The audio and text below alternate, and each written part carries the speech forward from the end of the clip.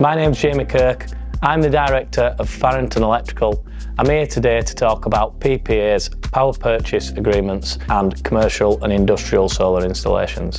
This is of interest to occupiers and owners of large commercial and industrial buildings.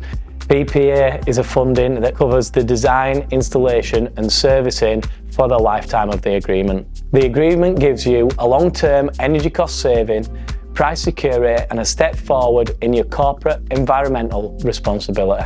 So you might be wondering why these installations are free. These installations are free because the company that provides the PPA agreement, you then buy your energy from them. When you buy your energy from them, you're buying it at a cheaper rate than your standard market value. How do we qualify that your roof is suitable for a PPA solar installation? We're looking for roof space of north of 400 metres squared. This can be split over multiple buildings if you have adjacent buildings. We would also carry out a roofing survey to make sure it's structurally sound. The end user will benefit from a lower energy rate, locked in for the duration of the agreement, safeguarding against rising utility costs. If you're interested in learning more about a PPA agreement for your business, you can contact us via our social media or our website.